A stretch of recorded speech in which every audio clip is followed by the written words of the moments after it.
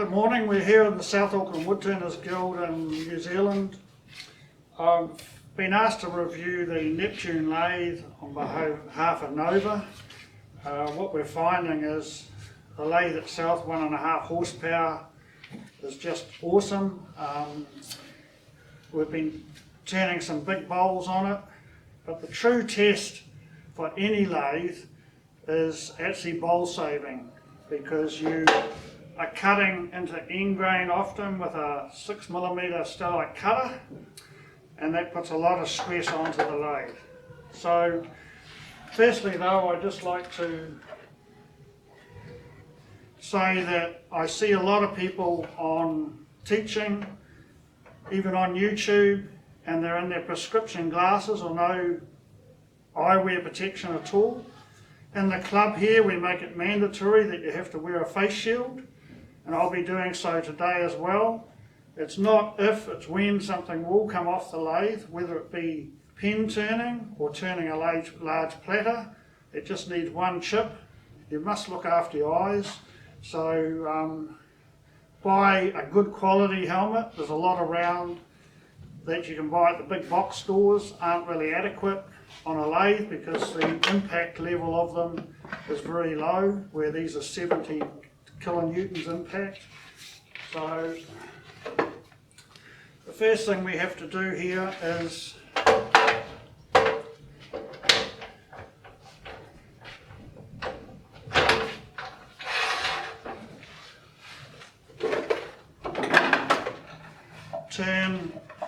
get your blank, and in this case it's the over the bed on this lathe is 380mm. We're going to turn the back similar to this one with, this is to suit a Nova 130mm jaws. Now how chucks work is they're turned on a CNC lathe, cut twice, so the optimate grip is when they're nearly closed. If you open jaws out too far, you're only going to grip on the 8 points of the jaw, which can bite your foot off. Why do I bowl save? Well, this bowl saving device here by Woodcut tools, made in New Zealand, is, over the years I've actually sewed more than 1,000 bowls, probably getting close to 2,000 in the last 30 years of turning. Now what you have is, you have a mother bowl, and why would I turn all this to shavings when this particular bowl here, if you like, is profit. This bowl pays for the timber, this is my labour time and any other expense, power, etc. So what you're getting is, if you take that bowl there, a percentage of that off the cost of the bowl saver each time, you multiply out 1,000 bowls, and probably an average for me is, say, $80 for that bowl, $180 for this one, up to $400 for this one. So let's say an average of $200 for a bowl saved. Add that up, some big money. And you can turn with a bowl saver quicker than you can turn to waste. So I've actually pre-turned a bowl here to the back, because it's standard just bowl turning with a nice spigot. So we'll set this up now. I normally only save 3 bowls. You can save up to 5, but the smaller bowls, there's a nut bowl, the work actually involved of coring it, turning it, you're only going to get $20 or $30 for that bowl. So I usually give those to my mates. So we're going to snig this up.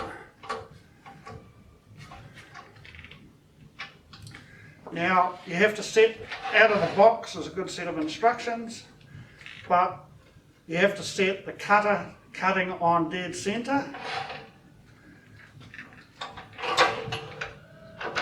Has a tailstock support.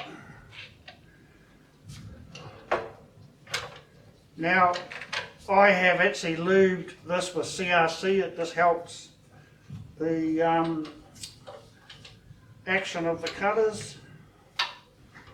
Now, how do we get the depth? So in the box that it comes with in instructions, you have a little template tool. It's a bit of cardboard, but so we've stuck this onto a bit of laminate. So we put that there. This is for the layout. It comes with two blades, large blade and a smaller blade. The smaller blade that's left in here is the keeper, as a washer virtually.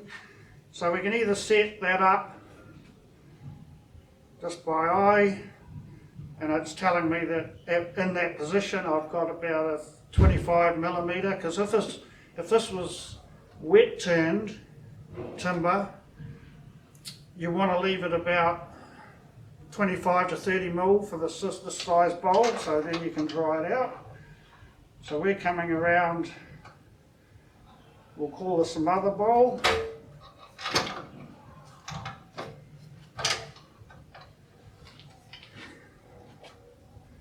And you can see there it's a bit close because I'm going to go through the bottom into the chuck.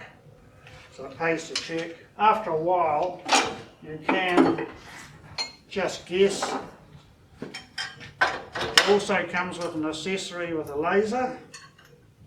So this goes into a central post.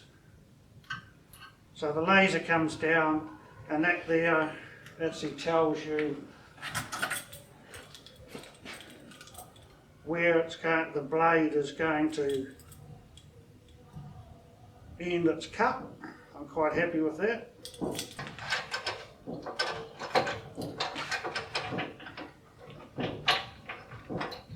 Bringing up the support.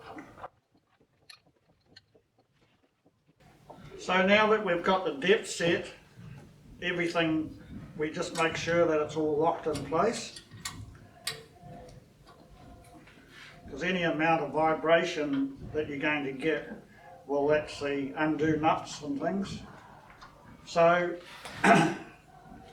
if this was, for instance, a burl, you would actually true off the surface so that the cutter is not hit and miss on this face here. Now, I tend to do the bowls by taking out, working down from the biggest to the smallest, where others a bit more cleverer than me, I suppose, because they take out the smallest and work the way out. But I just like it that it's insurance policy that I don't stuff up the big bowl.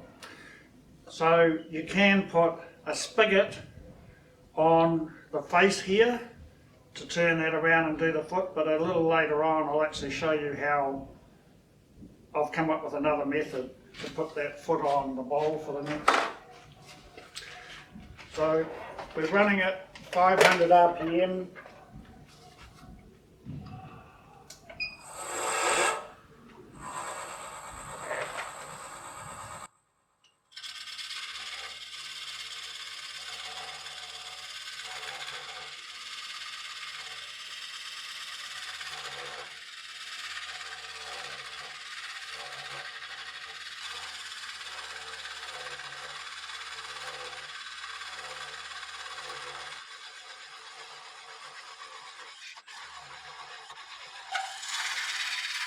Now continually clear the shavings.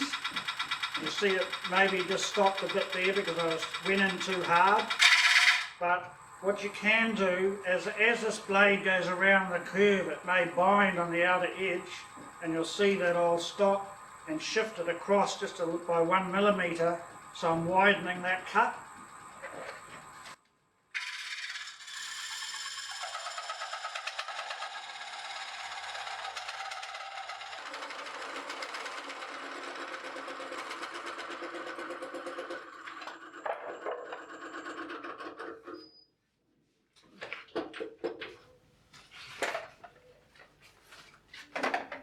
So you can see the lathe's got plenty of grunt because this is a piece of 10-year-old drying swamp kauri.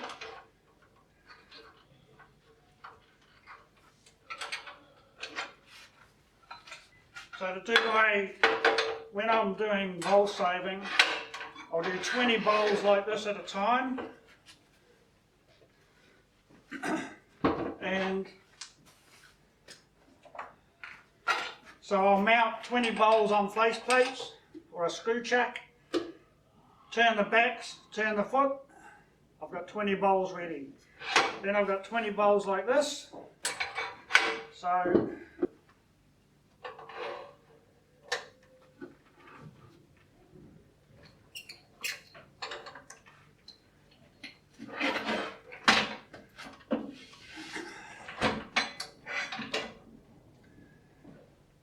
okay, so what I'm doing is I'm using the mother bowl as a jam chuck essentially now to turn my foot, which will be 100mm jaws. This was a 130mm jaws, so that then I can turn it around and take another bowl out.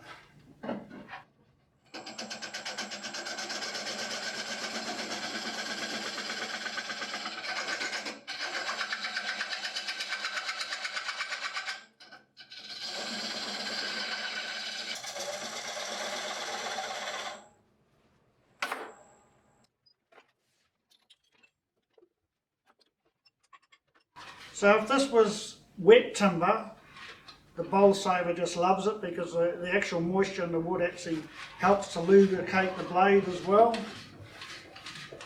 And I would wax this down to about 25mm, 1 inch inside, all the outside, including the foot, and then just put it in a cool, dry place for 6 to 7 months.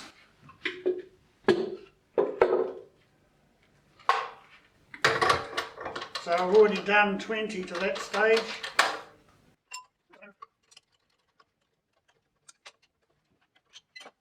So get one more bowl with the large blade, and then from there you go down to the smaller blade.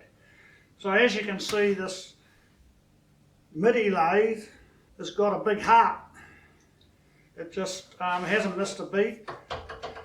And so thanks for watching. I highly recommend this lathe for anybody.